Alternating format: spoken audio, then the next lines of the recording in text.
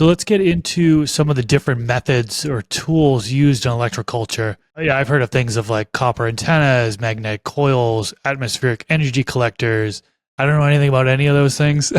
So if you wouldn't mind breaking it down for us, what are those things? How do you use them?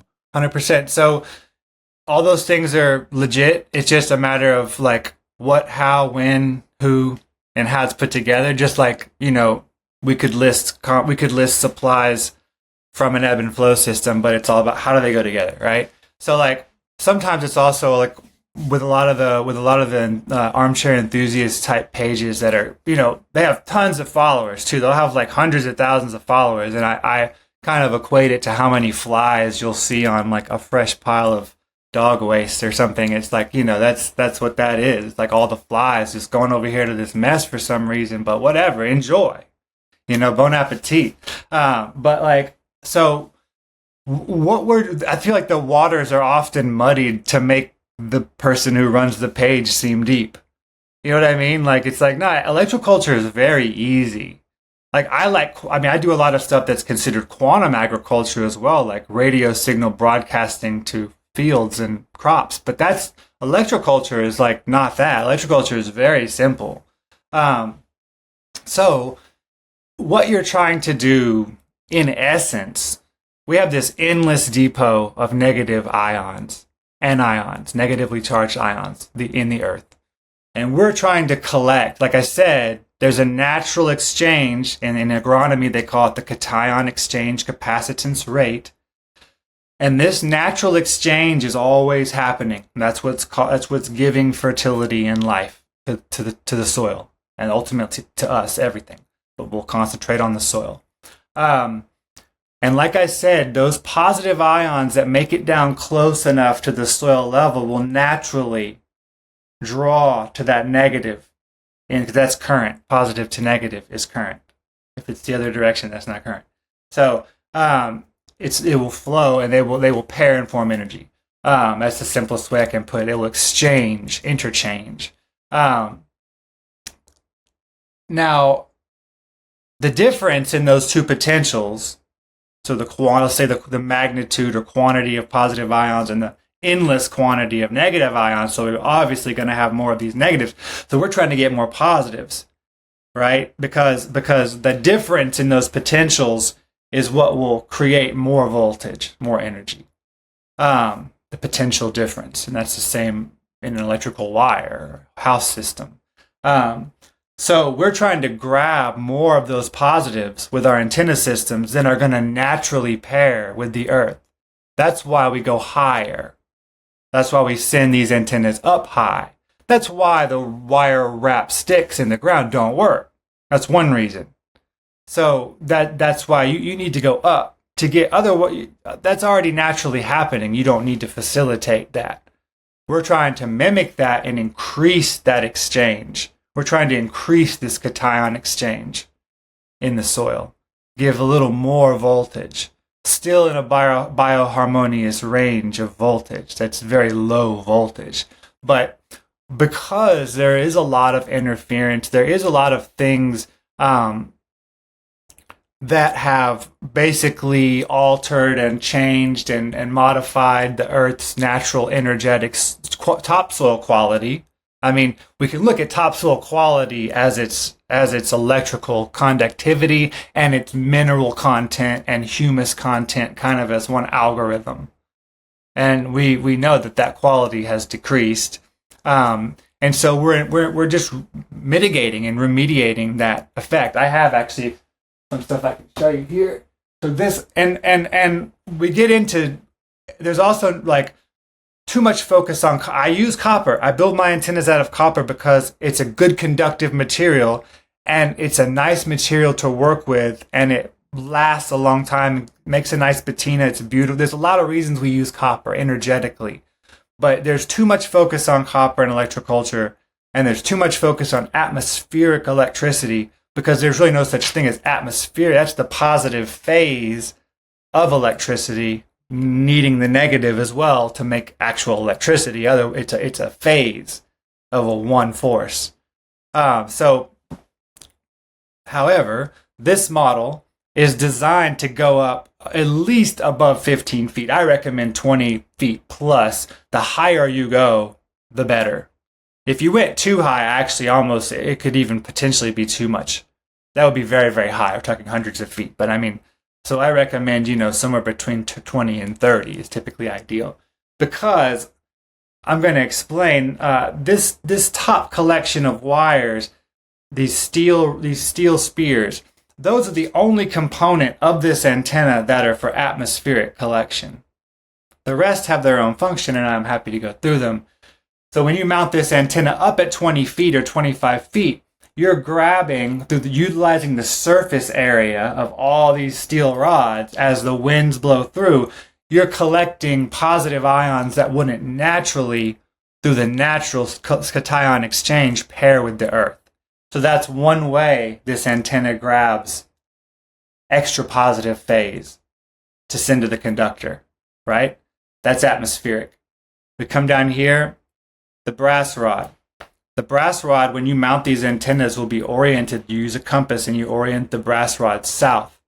This is for telluric current. This is the Earth's natural electromagnetic current. That's like a toroidal donut-shaped flow. It's an implosion, a constant implosion of energy. This doesn't matter if you see the Earth as flat or round. This is an implosive donut-shaped toroidal field, and it's flowing toward the north from the south, which is simply edge to center. So you think of a big donut, it's edge to center. Anything away from north is south. And then clockwise around the center is east, and counterclockwise around the center is west. So when you orient these, you direct this south so it can catch that flow, so that it's in phase with that flow of telluric current. This behind is called a voltaic stack. These are just interchanged zinc and copper plates. Now the first battery, and where we get the word volts, is from Alessandro Volta. And he simply was making batteries out of these interchanged plates and then dipping these down in salt water to increase it substantially because of the electrolytes. Now, one thing about these antennas is they interface with different parts of the natural environment. So like the air, the wind flows through these spheres for atmospheric collection. The voltaic stack, when it rains on this stack, rainwater contains electrolytes. Not as much as seawater, but a little bit, and it increases that action. That's called electrochemical exchange. So those two metals exchange ions and create voltage. When it rains on them, it's even more exponential. These are magnets that are in phase with the telluric current, meaning the southern polarity of the magnet is facing south. It is just aiding in the collection and the harnessing of that telluric earth phase, earth energy. All these components converge internally and are circuited to this lead wire, which I'll get into, but just to preface that. On the opposite side of the telluric current, this is most commonly known as the Lakhovsky ring, but it's in electronics, they call it a split ring resonator, and it's a specific size and shape or length for resonation of specific frequency, but at the end of the day, it's an analog oscillating circuit. These are the poles. One is negative, one is positive. It oscillates, interchanges potentials. The point of capacitance is the air gap. When that is full, it feeds back into the system. These this over here is a thermocouple. You find these in modern appliances. The type K thermocouple. It uses what's known as the Seebeck effect in physics, which is dissimilar metals at different temperatures arcing together and creating voltage. And this interfaces with the temperature outside, the ambient temperature. So as the temperature goes up and down a certain number of degrees, these arc inside and they put directly 30 millivolts, just boom, directly, not reliant on any other function. So you have direct, small amounts of electricity, boom, boom, based on temperature, night and day, sun goes up, sun goes down. And these are typically used to activate switches in heat variable machines or equipment like air conditioners or refrigerators, and turn a switch on with that jolt of electricity, right? So all my antennas as well, which is unique to any electroculture antenna that have ever been made, are core filled with highly paramagnetic basalt powder around all the circuitry that's insulated inside. It's core filled. So this does two things.